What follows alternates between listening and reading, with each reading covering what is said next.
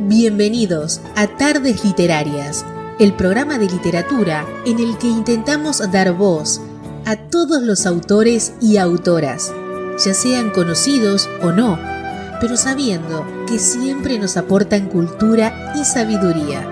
Un programa para Radio Sapiens, www.radiosapiens.es, todos los domingos a las 7 de la tarde, con Lute Pérez y Vanessa Di Giacomo.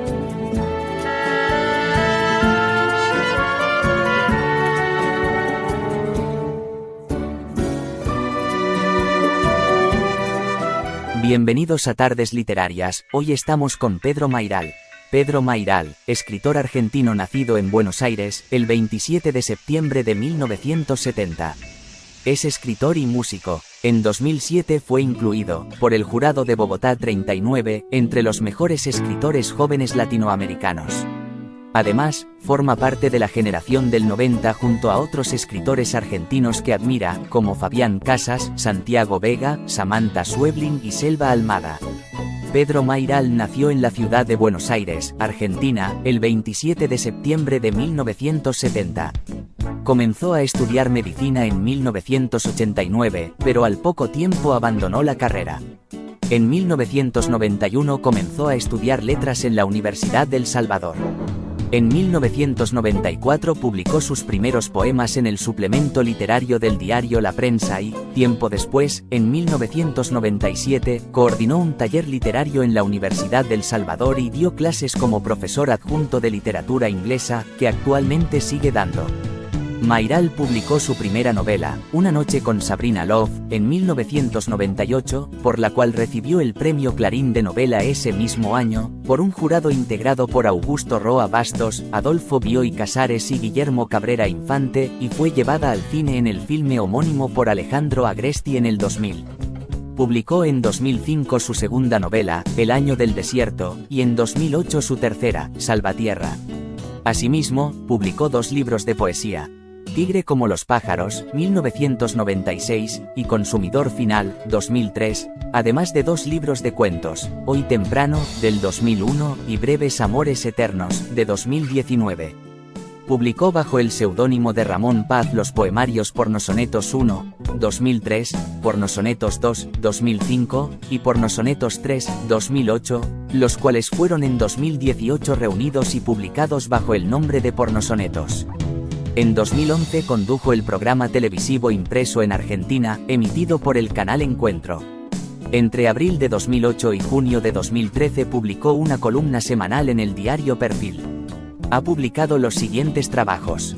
Novelas, 1998, Una noche con Sabrina Love.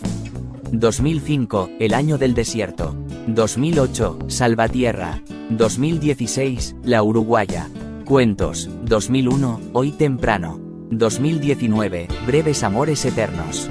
Poesía, 1996, Tigre como los pájaros. 2003, Consumidor Final. 2003, Pornosonetos 1. 2005, Pornosonetos 2. 2008, Pornosonetos 3, bajo el seudónimo de Ramón Paz. 2013, El Gran Surubí, con ilustraciones de Jorge González. 2018, Pornosonetos.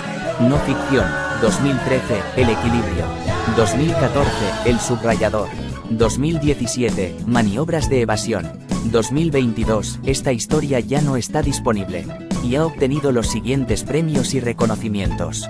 1994, mención en el Premio Fortabat de Poesía por Tigre como los pájaros. 1998, Premio Clarín de Novela por Una noche con Sabrina Love. 2017, Premio Tigre Juan por La uruguaya.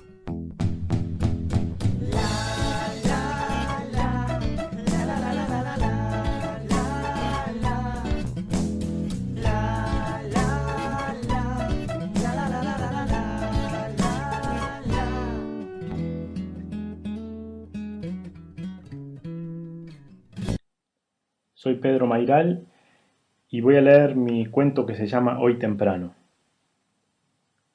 Salimos temprano. Papá tiene un Peugeot 404 Bordeaux recién comprado. Yo me trepo a la luneta trasera y me acuesto ahí a lo largo. Voy cómodo. Me gusta quedarme contra el vidrio de atrás porque puedo dormir. Siempre estoy contento de ir a pasar el fin de semana a la quinta, porque en el departamento del centro durante la semana lo único que hago es patear una pelota de tenis en el patio del pozo del aire y luz que está sobre el garage.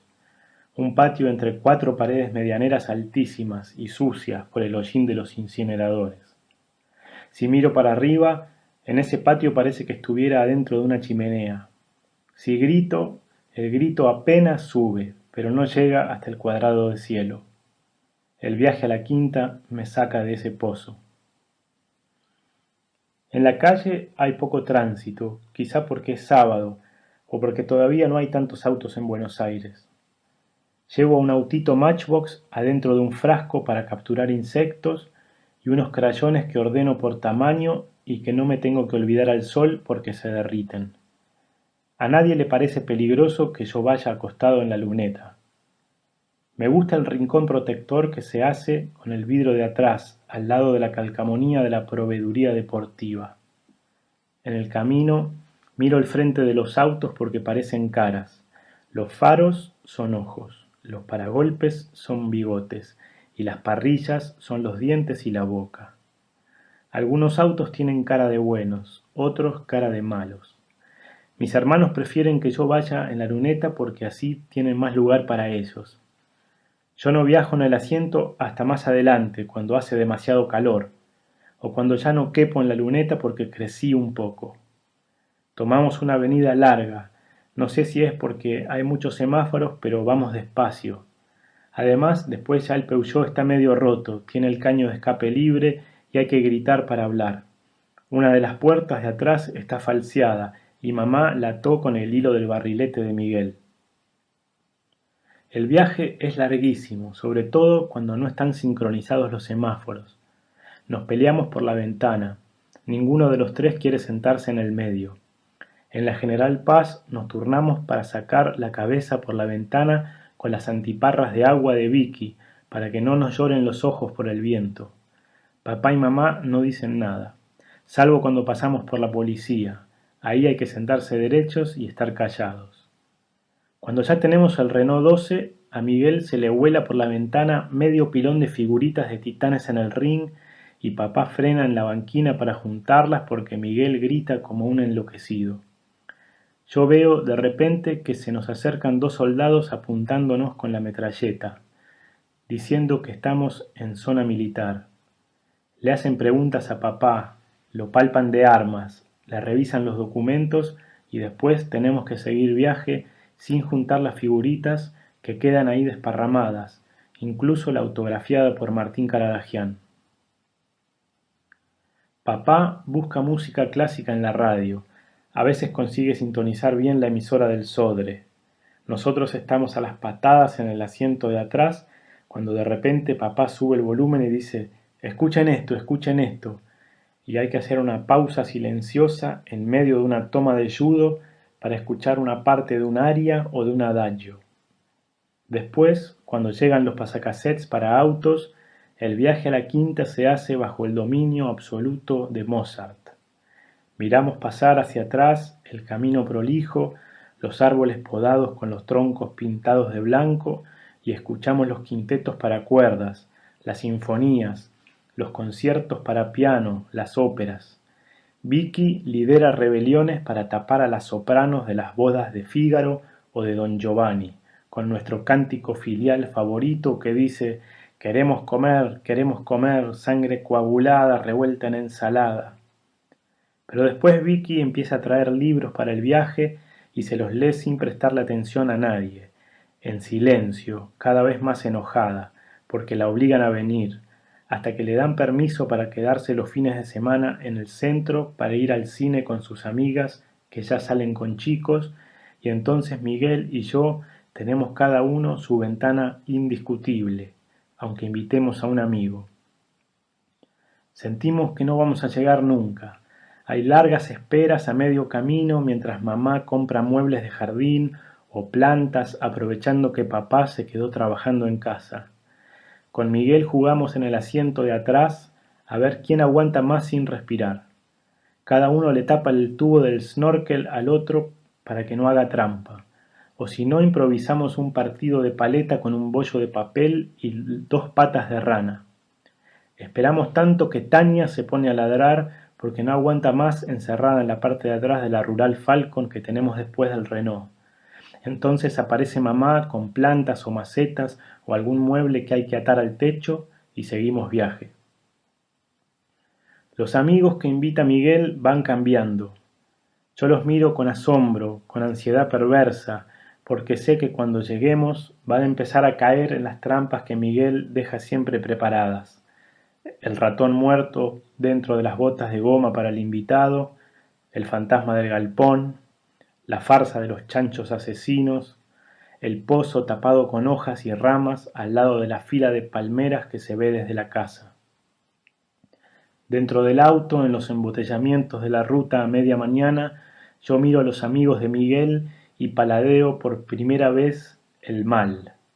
Prefiero a los confiados y prepotentes, porque sé que les va a resultar más intensa la humillación de esas trampas en las que yo colaboro de un modo oblicuo, indefinido. Los invitados de Miguel casi nunca vuelven a venir. Cuando terminan el primer tramo de la autopista y ponen el peaje, el tráfico avanza mejor. Vicky ya va por su cuenta con amigas que tienen auto. Papá ya casi no viene. En la rural destartalada, mientras mamá maneja, Miguel me usa el cuaderno de dibujo, garabateando planos y elaborando estrategias para espiar a las amigas de Vicky cuando se cambian. Después Miguel empieza a venir cada vez menos y yo tengo todo el asiento de atrás para dormir. Mamá frena y me despierta para que le ponga agua al radiador, que pierde y recalienta el motor. Compramos una sandía al costado de la ruta. En la barrera del tren, donde antes había 1 o 2 vendedores ambulantes, ahora hay amputados o paralíticos que piden limosna y otros que ofrecen revistas, pelotas, viromes, herramientas, muñecos. También en los semáforos del pueblo que atravesamos piden una moneda o venden flores y latas de gaseosa. A papá le dieron el Ford Sierra de la empresa, que tiene botones automáticos, y como a Miguel lo asaltaron hace poco, mamá me hace bajar los seguros y cerrar las ventanas en los semáforos porque le dan miedo los vendedores. Dice que se le tiran encima y que además Duque los puede morder. Después la excusa del aire acondicionado ayuda a que ya no vayamos más con la ventana abierta. El auto comienza a ser una cápsula de seguridad, con un microclima propio. Afuera cada vez hay más basura, más pintadas políticas. Adentro la música suena nítida en el estéreo nuevo y mamá tolera con paciencia los cassettes que yo pongo de Soda o de Police. El auto es más rápido y todo el tiempo parece que estamos por llegar, sobre todo cuando empiezo a manejar yo, que aumento la velocidad sin que mamá se dé cuenta porque viene tranquila en el asiento del acompañante mirándose en el espejo su último lifting que le tira la piel para atrás como si fuera un efecto de la aceleración. Después, cuando muere papá, mamá prefiere que maneje Miguel, que volvió como el hijo pródigo, porque Vicky ya está viviendo en Boston. Para mí la ruta se empieza a enrarecer porque manejo el Taunus amarillo del padre del chino, en el que dejamos cerradas las ventanas, no por miedo a que nos roben, sino para que el humo de la marihuana no pierda densidad. Escuchamos Wild Horses y hay momentos casi espirituales en los que la velocidad total de la ruta parece cobrar una lentitud serena en el paisaje enorme y chato. Después manejo el auto de la madre de Gabriela, que por suerte es gasolero y no gasta demasiado en las escapadas que nos hacemos cualquier día de semana para estar solos un rato. Ya se está hablando el tema de la expropiación, pero es apenas una advertencia. Faltan todavía 2 gobiernos. Gabriela se pone unos vestiditos que me obligan a manejar con una sola mano y acariciarle los muslos con la otra, subiendo desde las rodillas lentamente, sin necesidad de poner los cambios, porque dejo el motor a fondo mientras Gabriela me pide al oído que no me apure, que esperemos a llegar. Nunca se hizo tan largo el viaje. La quinta está allá lejos, inalcanzable. Más adelante a Gabriela le empieza a crecer la panza y viajamos para tratar de integrarnos a la vida familiar. Vamos en el Volkswagen que nos presta su hermano. Ya usamos cinturón de seguridad. Ya empezamos a tener miedo de morirnos y faltan pocos kilómetros. Los años pasan hacia atrás cada vez más rápido. Hay muchos más autos en la ruta y más peajes. Están terminando la autopista. Frenamos en una estación de servicio. Discutimos. Gabriela llora en el baño. Tengo que pedirle que salga. Después compramos el baby seat para Violeta y ella va chiquitita y dormida en el asiento de atrás, también con cinturón de seguridad. Los tres atados. Piso el acelerador porque quiero llegar temprano para almorzar. Gabriela dice que no importa, que podemos parar en el McDonald's. Discutimos. Gabriela me desprecia. Yo me pongo los anteojos negros y acelero más. Aprovecho el viaje para escuchar demos de jingles para radio. Aprieto con las manos el volante del Escort. Falta poco. Gabriela me pide que vaya más despacio. Ahora y como, en cada uno de nuestros programas, nuestra compañera Vanessa Di Giacomo efectúa una entrevista al autor, en la cual nos hablará de sus trabajos y de parte de su vida fuera del mundo literario. Pedro Mairal nació en Buenos Aires en 1970. Su novela Una noche con Sabrina Love recibió el Premio Clarín de Novela en 1998 y fue llevada al cine en 2000. Publicó además las novelas El año del desierto y Salvatierra, un volumen de cuentos, Hoy temprano, y 2 libros de poesía, Tigre como los pájaros y Consumidor final. Ha sido traducido y editado en Francia, Italia, España, Portugal, Polonia y Alemania.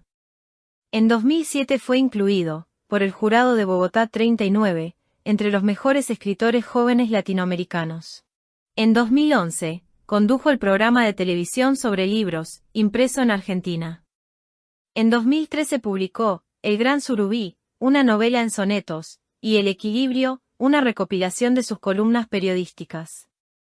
Sus artículos y crónicas están publicados en Maniobras de Evasión, Editorial Universidad Diego Portales.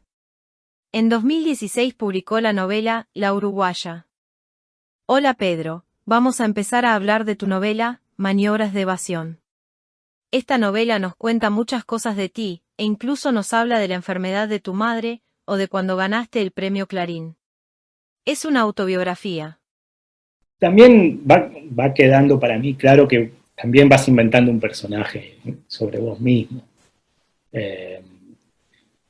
Y siempre igual pareciera que hay un pliegue más de decir, bueno, ahora de verdad voy a contar la verdad, ¿no? Y entonces eso es siempre un truco. Hasta ahora fue medio ficción, ahora voy a contar la verdad. Y después nunca se sabe bien. Incluso a mí mismo me empieza a confundir lo que escribí y lo que sucedió realmente. Uno escribe con lo que le sucede, pero mejorando la anécdota muchas veces, ¿no? Es un libro que quiero mucho porque de verdad yo no lo podría haber escrito nunca solo.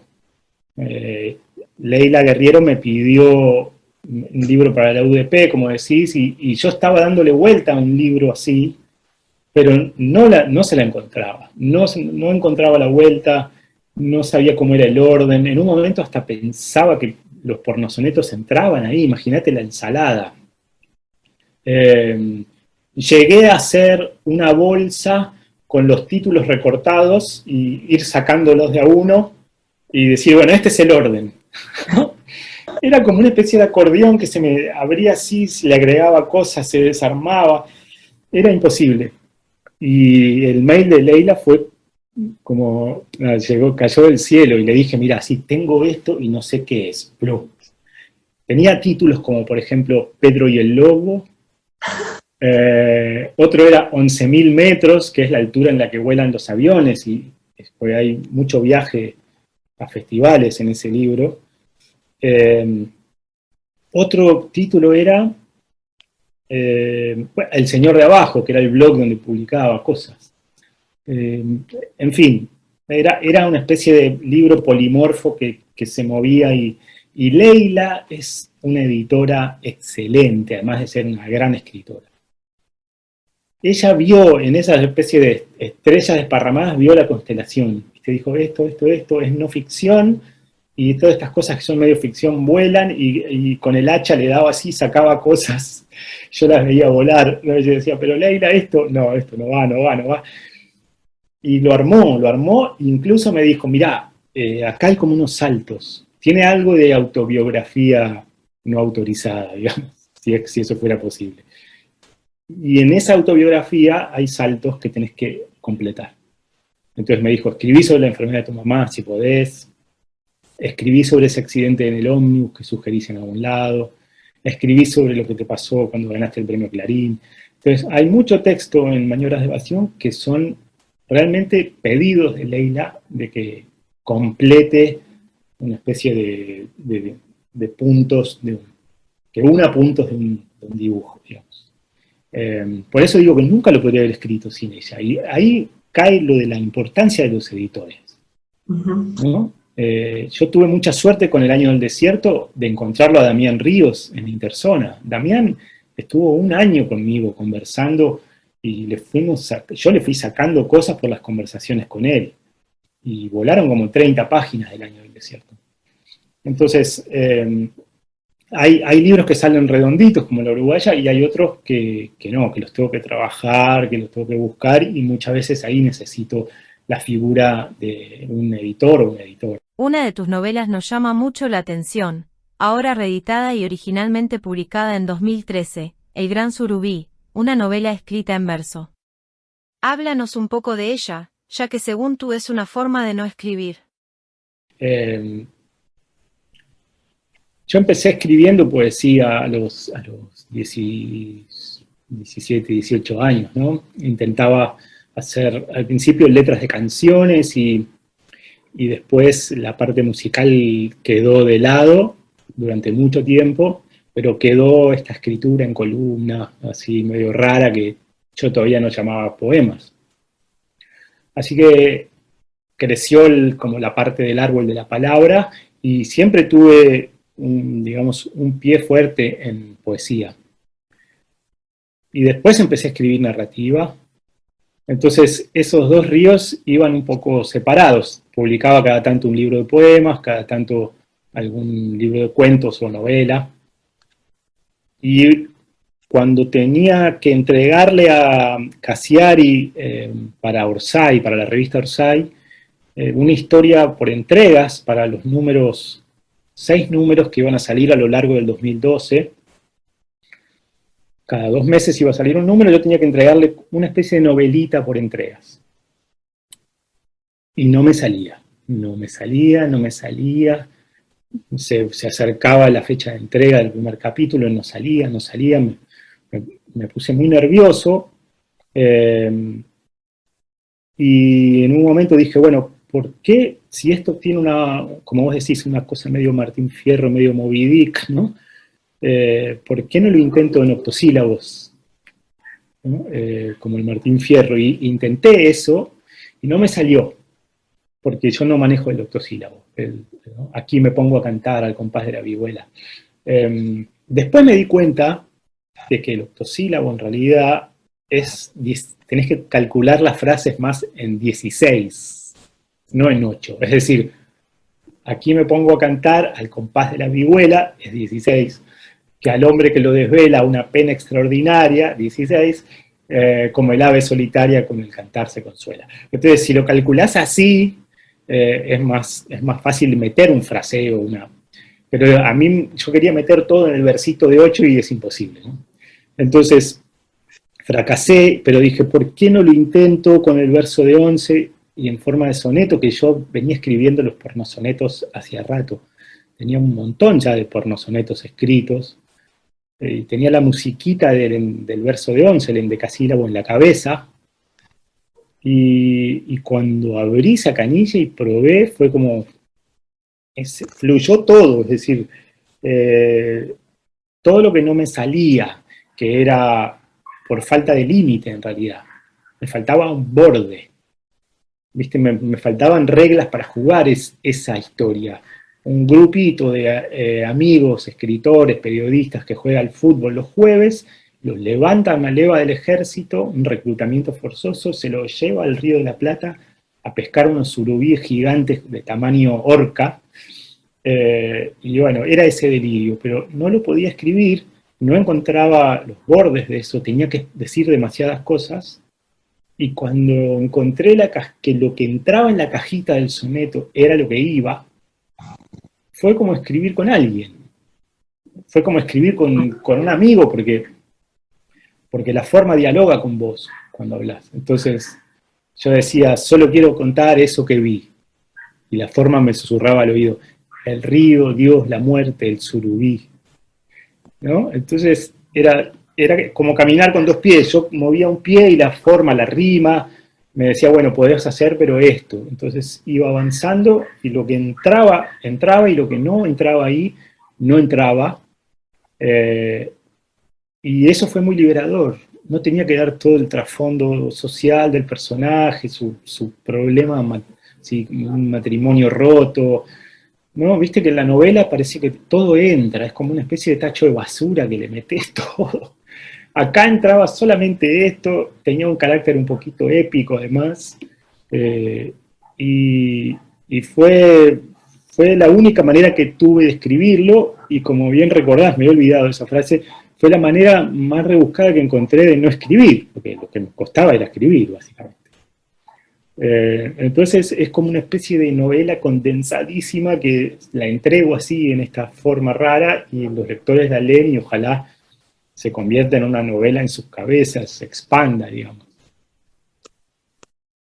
Aunque en un principio los publicaste con seudónimo, ahora ya todo el mundo sabe que los pornosonetos son de tu autoría, y que además tienen como autor a Ramón Paz, que es el personaje principal de tu novela El Gran Surubí. Dinos, ¿dónde aprendiste a escribir sonetos?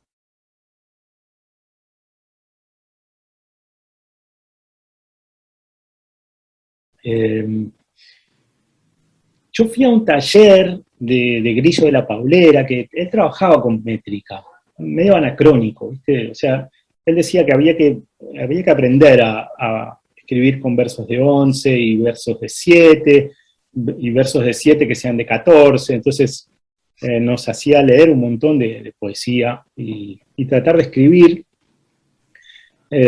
con toda la torpeza que implica, pero a mí me fue entrando un poco cierto ritmo y cierto estilo bastante clásico. Prestigioso, ¿viste? Un tono que ahora leo mis primeros poemas e incluso hablaba de tú en algunos poemas, ¿no?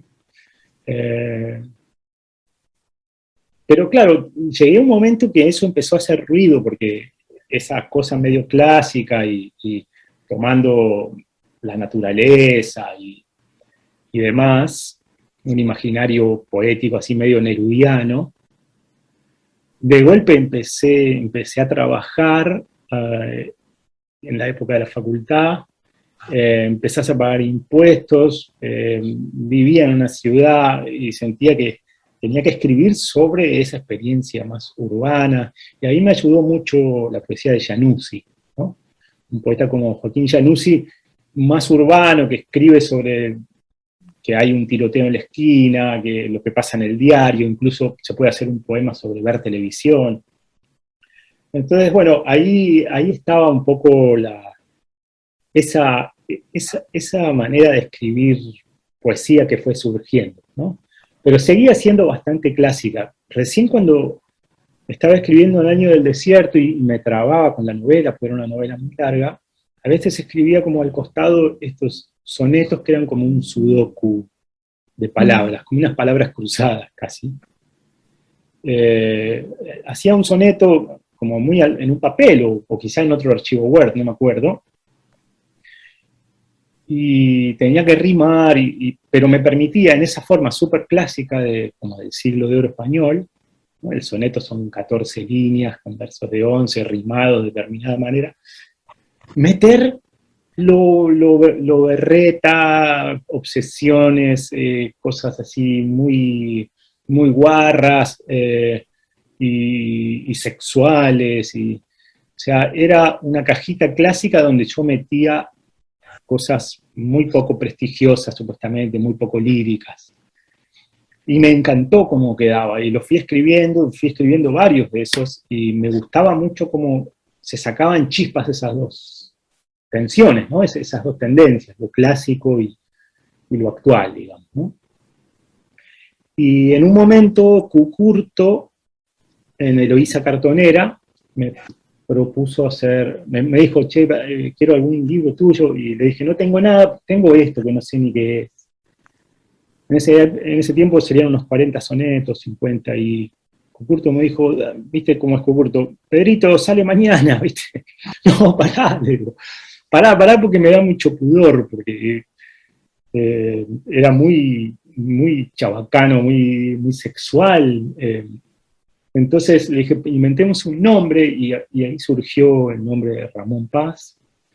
Y el seudónimo ese, el nombre falso, me dio mucha libertad. Fue como, no soy yo, es un personaje, no es el de la info de solapa, viste, que a mí a veces me pone un poco nervioso esa especie de carga que se acumula en tu nombre, el escritor. Entonces me liberé de eso con el seudónimo. Y fue una manera de salirme de mí mismo un poco. Y creo que eso me permitió ir más lejos con esa poesía. Y entonces salieron 3 volúmenes, uno en Eloísa Cartonera y después 2, como decís, en Vox, ahí de Bahía Blanca, con Gustavo López. Y nadie sabía que era yo. Solo Cucurto sabía y Gustavo López. Y después se fue pinchando el seudónimo por culpa mía. Entonces, después se pinchó el seudónimo porque, por amor propio, creo, cuando alguien elogiaba mucho algo en algún lado, alguno de los pornosonetos, no sé a quién fue que le dije alguna vez, y Gustavo Nielsen en su blog me mandó al frente, me puso como, creo que este es Mayral, y bueno, se fue transparentando la máscara, digamos. Y después ya no tenía, una vez que ya está, era yo, no tuvo más sentido conservar el seudónimo en esta publicación que vos tenés, que hizo MC, donde están todos juntos los sonetos, pero quedó como un personaje que es como la parte de mí que piensa en sonetos, se llama Ramón Paz, ¿no? Entonces por eso el personaje del Gran Surubí es Ramón Paz, porque es esa parte de mí que es capaz de pensar, digamos, solamente una historia a través de ese mecanismo rarísimo. En 2019 publicas Breves Amores Eternos, que es un libro de relatos que reúne, Hoy Temprano, y vemos que el sexo es el motor de estos cuentos o relatos, pero, en ningún caso aparece esa relación romántica que todo el mundo puede estar esperando. ¿Por qué esa fijación con el sexo, en este caso con el deseo?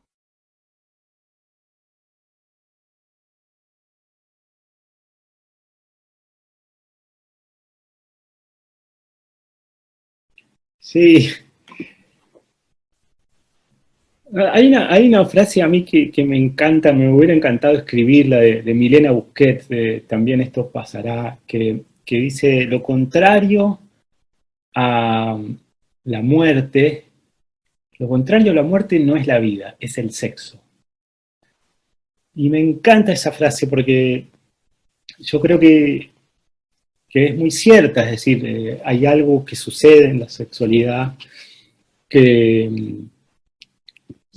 conecta de una manera con lo vital que no pasa con ninguna otra cosa, digamos, y que además es un nudo neurálgico de historias, y de situaciones, y situaciones de poder, y de cuestiones culturales, cuestiones humanas, físicas, animales, demasiadas cosas, ¿no? Se cruzan ahí en ese momento en que las personas se sacan la ropa y que además muchas veces empieza mucho antes de que la gente se saque la ropa y termina mucho después, además, ¿no? De que se vistan.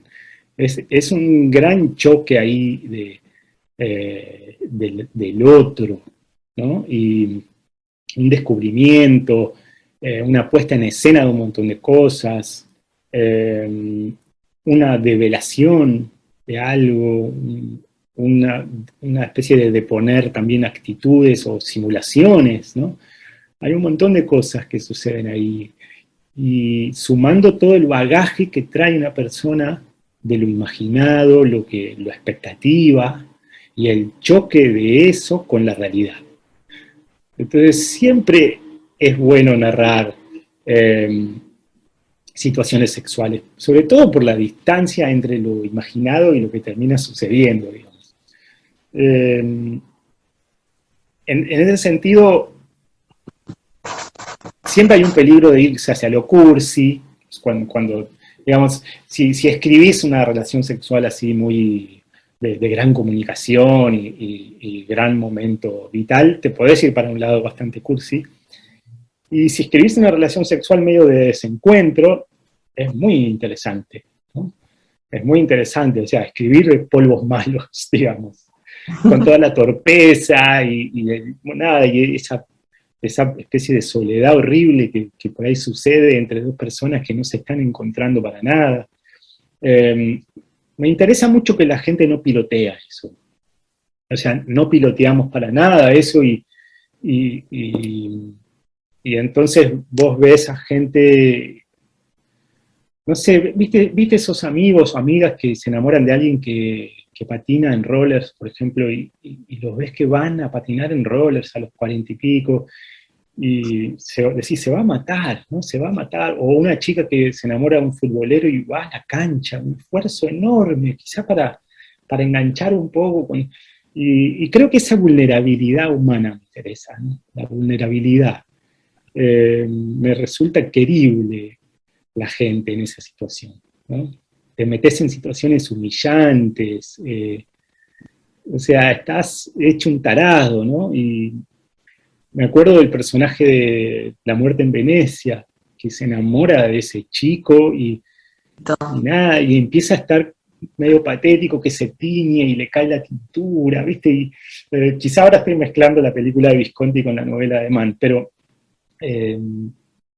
hay algo de una debilidad humana en la sexualidad, y cómo eso descalabra muchas veces la idea del control de la vida y lo que vos decías, las situaciones burguesas que de algún modo son medio trampas, ¿no? Y me interesa mucho cómo la sexualidad se abre paso, rompe cosas, pone a la gente en situaciones de riesgo.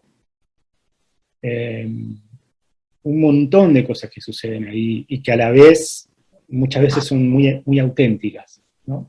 El encuentro entre dos personas o más, no sé, pero puede ser un encuentro muy auténtico, muy legítimo y donde sucede algo que estaba escondido y que se pone de manifiesto. Bueno, son una cantidad de cosas las que suceden, incluso las cuestiones sociales, ¿no? Los desniveles sociales, ¿no? La patrona con el chofer, ¿viste? Esas cosas así que son como muy hot a veces. Eso me parece muy interesante. Y cómo a cada uno le sale un monstruo distinto, y a cada uno lo habita algo distinto, y en distintos momentos de la vida también.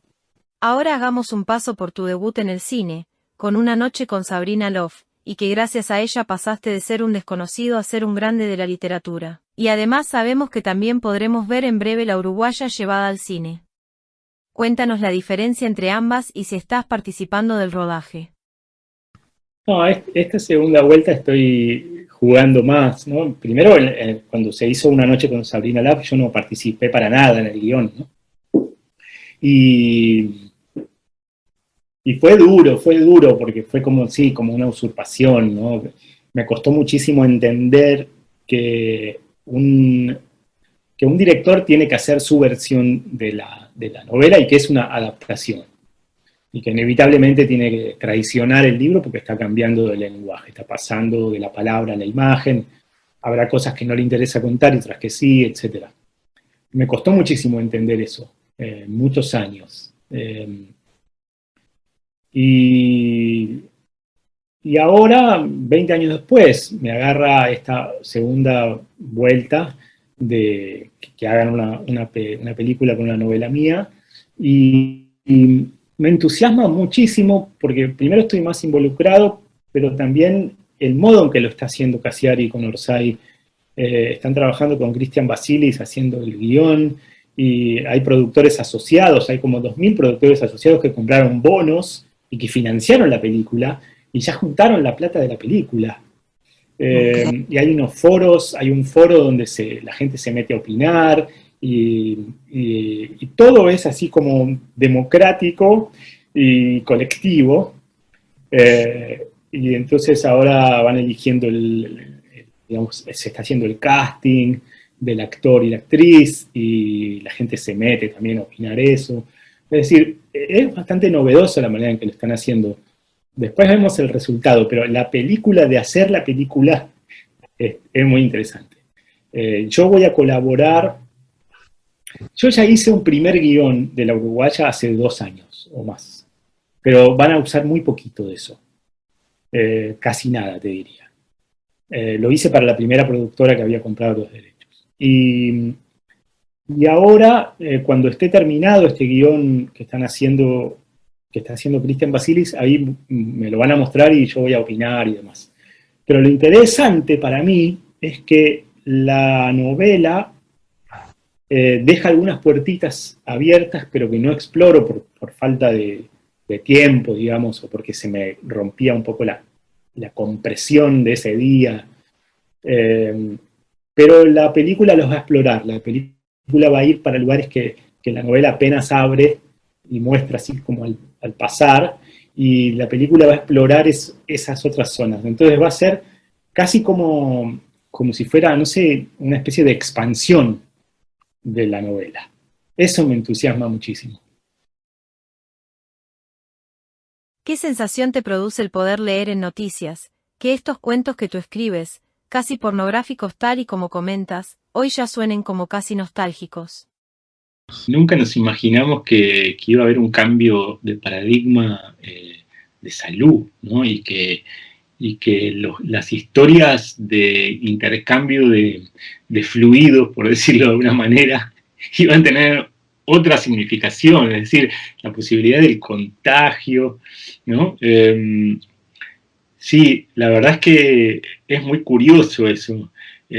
Todo lo que estoy viendo, uno se pone a ver películas en Netflix y ve reuniones sociales o gente en recitales, incluso amantes, y todo te alarma un poco, ¿no? El presente es invisible, ¿no? Y que no sabes qué elementos de tu presente van a dejar de ser dentro de 2 años o dentro de unos pocos meses, ¿no?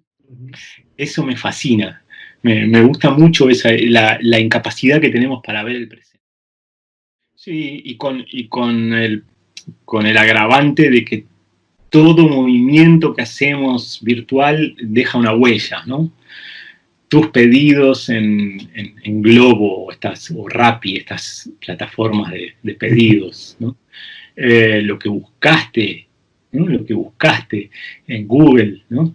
Lo que respondiste, lo que te respondieron, y la cantidad de peligros que hay ahí, ¿no? Hace poco me contaron de una pareja que están cocinando en la cocina, y la familia entera, y ella pone Bluetooth con un parlante para escuchar música en la cocina mientras cocinan, y después se va al baño y su amante le manda unos mensajitos de audio y los escucha, y no se oyen. Y está toda la familia allá por el parlante escuchando los mensajes de audio del amante. Entonces, claro, se reconfigura todo el tema de la infidelidad, porque pasa a ser una infidelidad con otro tipo de peligros. Si antes era el perfume en la camisa, ¿no?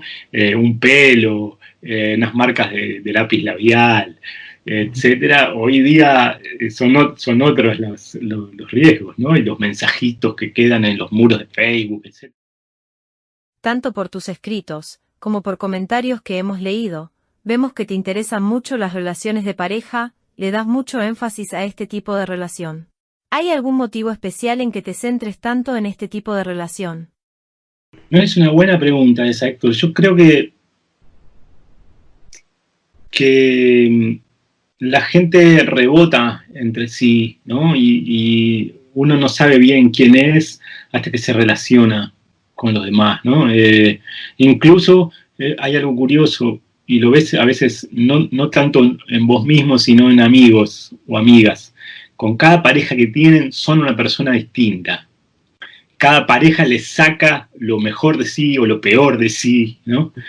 Entonces, eso me resulta muy interesante, la idea de que con cada persona, con cada pareja, de alguna manera surgen costados de la personalidad distintos, ¿no? Hay una construcción de la identidad con el otro.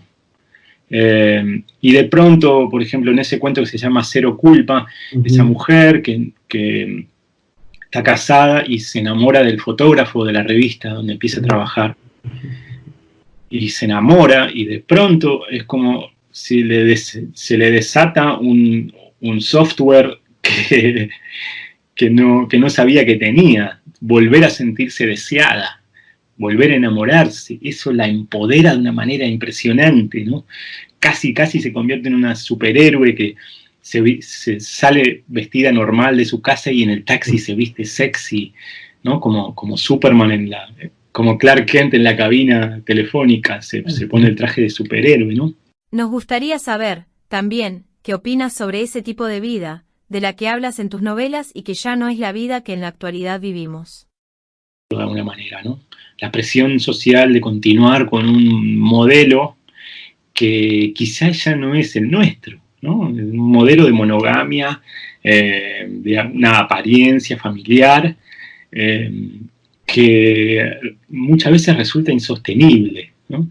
Y entonces mis personajes están tratando de sostener eso, tratando de sostener ese modelo social armadito y lindo de ver desde afuera, pero con un infierno interno de contradicción, de soledad, porque la gente cuando de pronto está mucho tiempo casada y se enamora de alguien o se desenamora de su pareja, etc., la soledad de seguir conviviendo es enorme, porque es una soledad que es solamente espiritual, digamos, o emocional, es una soledad emocional, no es una soledad física. Gente que no se anima a separarse y arrastra situaciones así, es horrible. A mí me interesa mostrar ese momento, ¿no? de las parejas. La cuarentena yo creo que debe haber acelerado una cantidad de situaciones así infernales de matrimonios que no se soportan, parejas que no se soportan,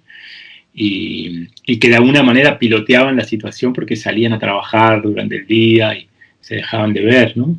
Pero ahora esa cosa de las 24 horas juntos. Ahora, después de haber hablado de pornografía y de relaciones, nos gustaría saber si tú crees en la monogamia. Yo creo primero en la necesidad de uno de sentirse querido, ¿no? Y la inseguridad que nos da eso.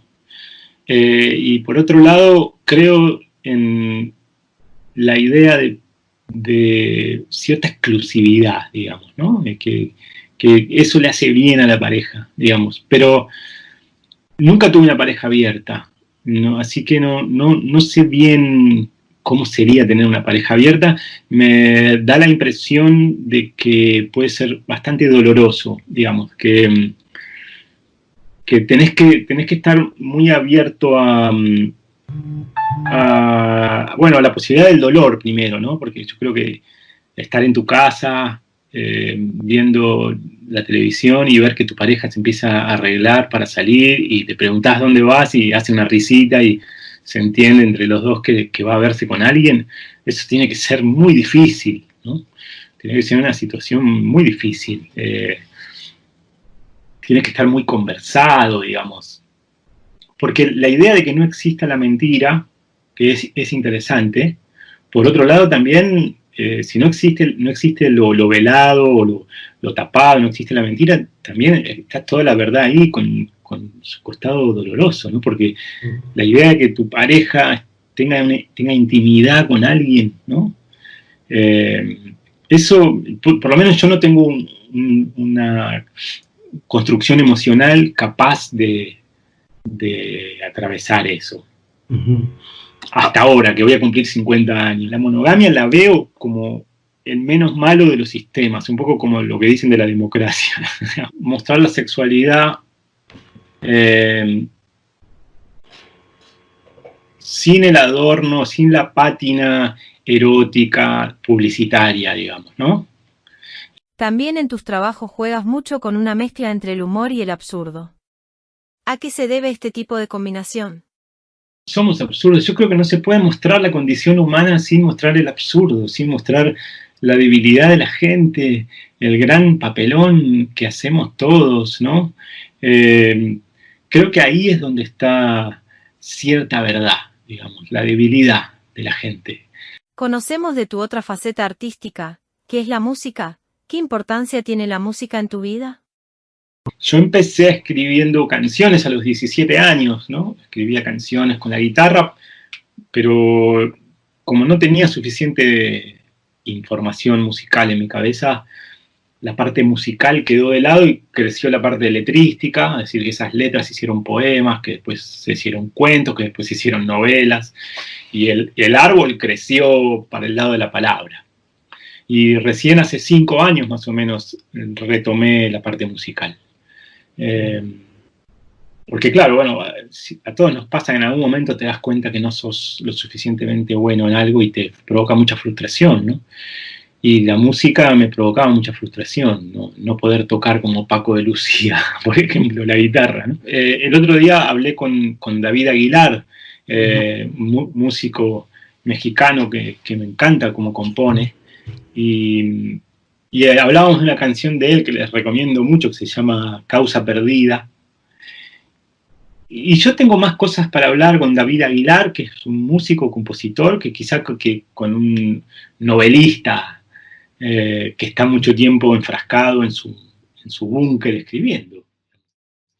Hay algo en la relación con la creatividad del lenguaje, la ruptura de la lógica, la métrica, la música de las palabras, que me acerca mucho más a un músico que a un narrador, digamos.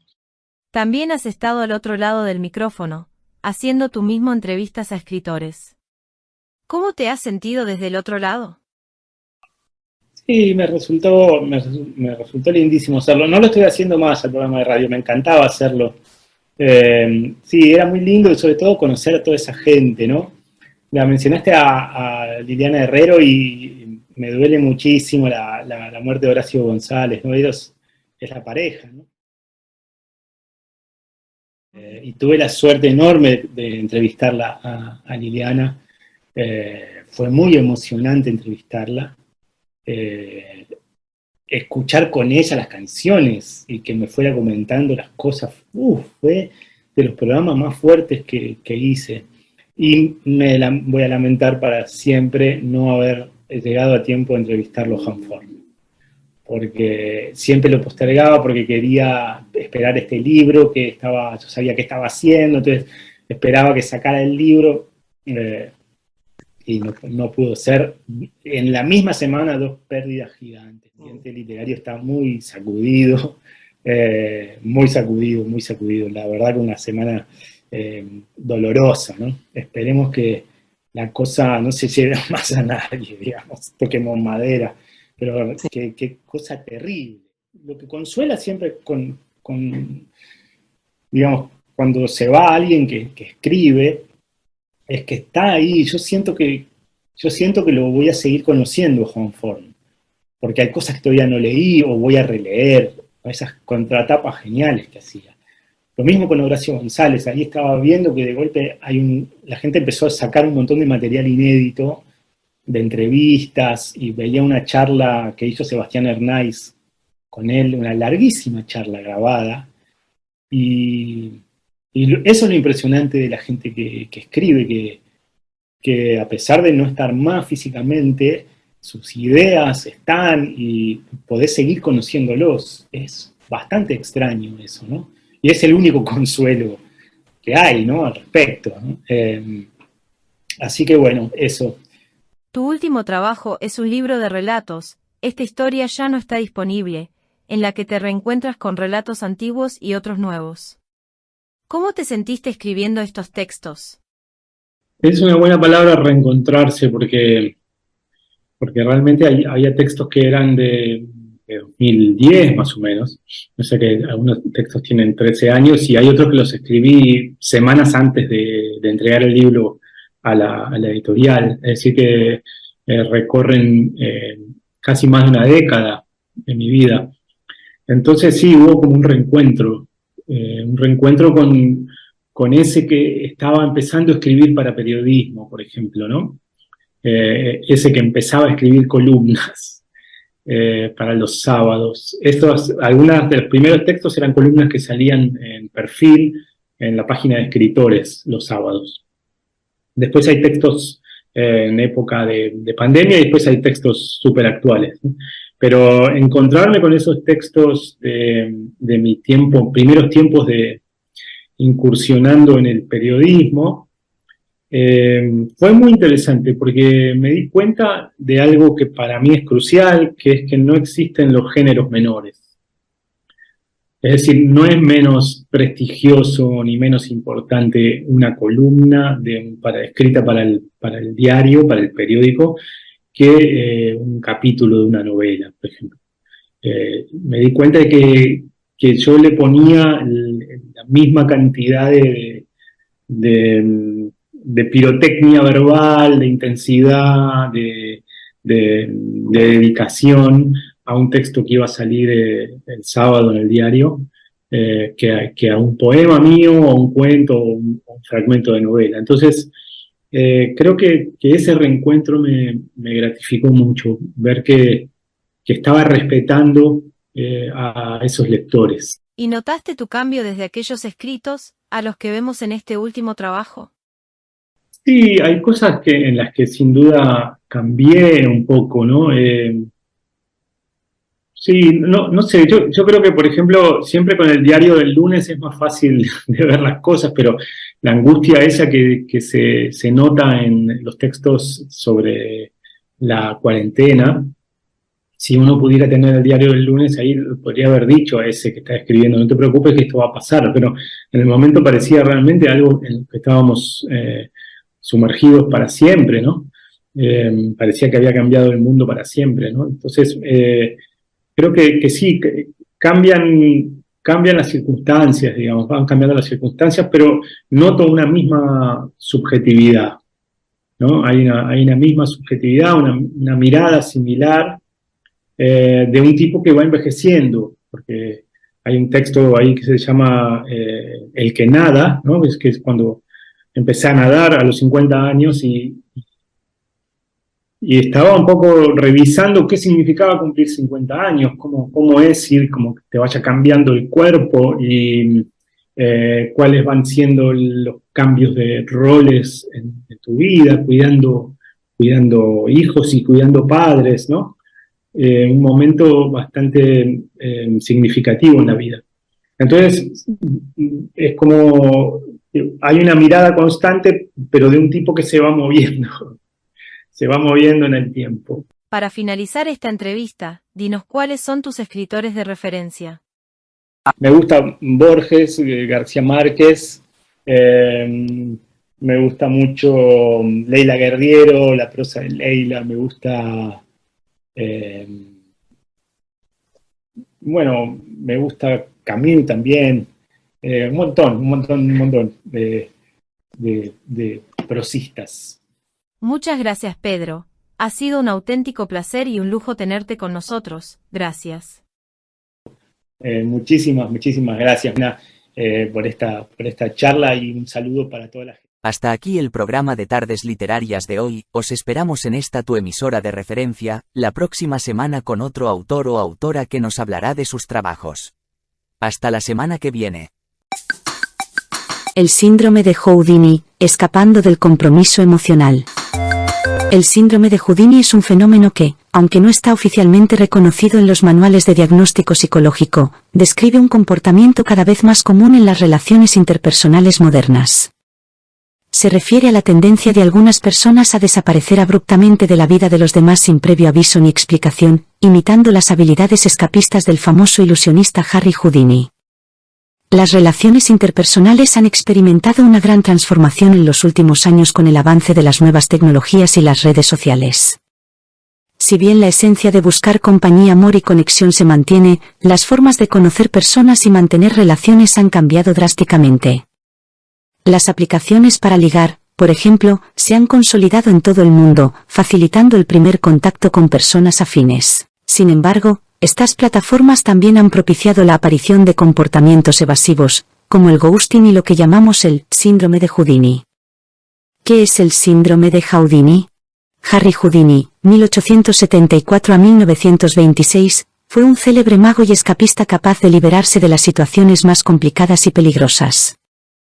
Inspirados en sus habilidades, el síndrome de Houdini se refiere a las personas que evitan compromisos sentimentales, fluctuando entre la atracción y la huida. Las personas que presentan el síndrome de Houdini suelen cortar todo tipo de comunicación de manera repentina, dejando a la otra parte en un estado de confusión y angustia. Este comportamiento no se limita únicamente a las relaciones amorosas, sino que también puede manifestarse en amistades y relaciones laborales. Desaparición súbita. La característica más evidente de este síndrome es la desaparición repentina de la persona que de golpe deja de responder a las llamadas, los mensajes y correos electrónicos y evita cualquier tipo de contacto, dejando a la otra persona con muchas preguntas sin respuesta. Evitación de conflictos. Las personas con este comportamiento tienden a evitar situaciones de conflicto o conversaciones incómodas. En lugar de enfrentar problemas o responsabilidades, prefieren desaparecer, creyendo que esta es la forma más fácil de manejar la situación. Patrones repetitivos. Este comportamiento suele repetirse en diversas relaciones a lo largo del tiempo. La persona puede desaparecer de múltiples relaciones una y otra vez, sin aprender a manejar adecuadamente los conflictos o los compromisos. Causas del síndrome de Houdini. Comprender las causas subyacentes del síndrome de Houdini es complicado, ya que suele ser un comportamiento cuyo origen es multifacético. Miedo al compromiso. Una de las causas más comunes es el miedo al compromiso. Algunas personas tienen un gran temor a las relaciones serias y, ante la posibilidad de un compromiso mayor, optan por desaparecer.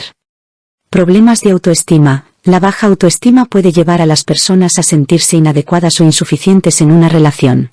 Este sentimiento de inseguridad puede hacer que eviten situaciones donde podrían sentirse juzgados o rechazados. Experiencias traumáticas previas. Historias de abandono o traumas en relaciones pasadas pueden influir en el desarrollo de este comportamiento. La desaparición se convierte en una forma de autoprotección para evitar revivir el dolor del pasado.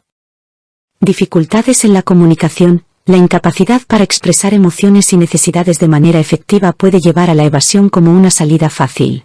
Las personas que no saben cómo comunicar sus sentimientos tienden a huir en lugar de enfrentar sus problemas.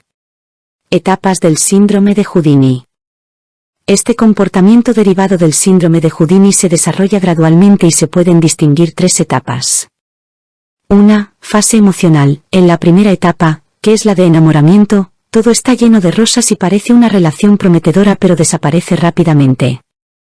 2. Dudas. Como se trata de un vínculo joven con bases poco sólidas, pueden surgir interrogantes porque nada es tan hermoso como en un principio y no se sabe qué pasará después. 3. Escapar emocionalmente. Una persona escapa de esta relación sin dar explicaciones y no regresa. Además, deja de comunicarse y no informa a la otra persona de nada. Causas del síndrome de Houdini.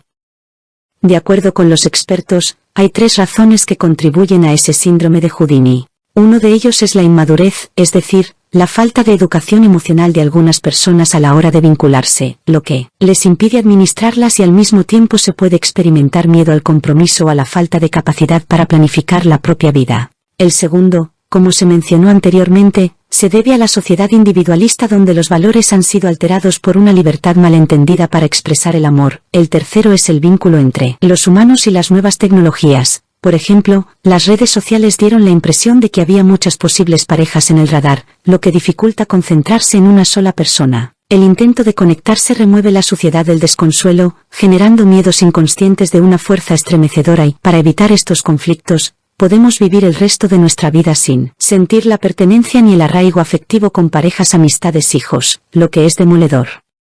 Hemos ocultado esto, normalizándolo mal, expresando una especie de fobia colectiva hacia la implicación emocional. Se fomenta la superficialidad y el consumismo afectivo y sexual, la ausencia de compromiso se asocia con la libertad y la felicidad, pero, sin embargo, aunque intentemos engañarnos al mismo tiempo, la verdad sigue siendo la misma, nos sentimos insatisfechos. El escapismo sentimental deja una huella de soledad y vacío, por lo que el síndrome de Houdini no nos mejora en ningún momento. Sin embargo, los psicólogos expertos suelen relacionar este tipo de comportamientos peligrosos con una serie de factores personales, sociales y culturales. Estos son algunos de los rasgos comunes de estas personas. Poca educación emocional. La inmadurez emocional es un fenómeno que se manifiesta a través de patrones cíclicos de atracción, duda y fuga en las relaciones sentimentales y tiene su origen principalmente en la falta de educación emocional durante la infancia y la adolescencia, y puede ser uno de los grandes implicados en el tema que estamos tratando. Eventos traumáticos en el pasado. El miedo, que se origina frecuentemente en experiencias traumáticas durante la infancia, como el abandono, la indiferencia o el maltrato, es otro componente importante de este patrón, ya que estos traumas están arraigados en el inconsciente, lo que hace que la persona huya de las relaciones para evitar revivir eventos dolorosos del pasado. Deshumanización tecnológica. El surgimiento de plataformas como Tinder o Facebook, entre otras muchas, también ha cambiado la dinámica de las relaciones sociales y, a pesar de que estas plataformas parecen facilitar las conexiones, también han creado un entorno en el que las personas ya no se consideran necesarias. La percepción de que siempre hay otras personas esperando se ve afectada por la existencia de ese gran número infinito de opciones provocado por las redes sociales. El ghosting y su relación con el síndrome de Houdini. El ghosting es un término moderno que describe la práctica de desaparecer abruptamente de la vida de alguien sin aviso ni explicación, a menudo facilitado por la tecnología. Esta desaparición repentina puede generar un gran impacto emocional en la víctima, dejándola con preguntas sin respuesta y una sensación de rechazo. Características del ghosting. Desaparición súbita o gradual. Puede ocurrir de la noche a la mañana o de manera gradual, con respuestas cada vez más espaciadas y evasivas. Impacto emocional en la víctima. La falta de cierre explícito deja a la víctima buscando explicaciones y a menudo culpándose a sí misma por la desaparición. No exclusivo de relaciones amorosas, el ghosting también puede ocurrir en amistades y relaciones laborales. Ambos comportamientos están impulsados por el miedo al compromiso y la evitación de conflictos. Las personas que exhiben el síndrome de Houdini a menudo recurren al ghosting como una forma de escapar de las implicaciones sentimentales. Este comportamiento puede llevar a un ciclo de relaciones fallidas y aislamiento emocional. El síndrome de Houdini es una fuga emocional. La fuga emocional es la reacción de huida que aparece de manera reiterada en algunas personas como respuesta ante las relaciones. Este patrón puede considerarse un síntoma de debilidad emocional, una característica de personalidad que se expresa de diversas maneras. La huida emocional puede manifestarse tanto físicamente, desapareciendo sin más, como sentimentalmente, distanciándose progresivamente. Huida física. La huida física es la desaparición repentina de la vida de la otra persona sin dar explicación. Este tipo de fuga es abrupto y deja a la otra persona con muchas preguntas sin respuesta y una profunda sensación de rechazo y abandono. Huida sentimental. La huida sentimental implica un distanciamiento emocional progresivo. La persona se vuelve cada vez más fría y distante, utilizando excusas y mentiras para justificar su comportamiento. Este tipo de huida es más gradual y puede ser menos evidente al principio, pero con el tiempo se convierte en un patrón claro de evitación emocional. Excusas que se dan para la fuga emocional. Las personas que practican la fuga emocional a menudo utilizan ciertas excusas para justificar su comportamiento. Algunas de las excusas más habituales son: timidez como coraza. Utilizar la timidez como una excusa para no abrirse emocionalmente. Búsqueda de defectos en el otro. Encontrar fallos en la otra persona para invalidar sus propios sentimientos. Provocar discusiones. Crear conflictos constantes como una forma de distanciarse. Centrar la relación en el deseo físico. enfocar la relación en el aspecto físico y dejar los sentimientos en un segundo plano. Sumisión, actuar de manera sumisa para evitar mostrar sus verdaderos deseos y necesidades. Uso del humor, utilizar la comedia para ocultar sentimientos más profundos y evitar la vulnerabilidad. Consecuencias del síndrome de Houdini.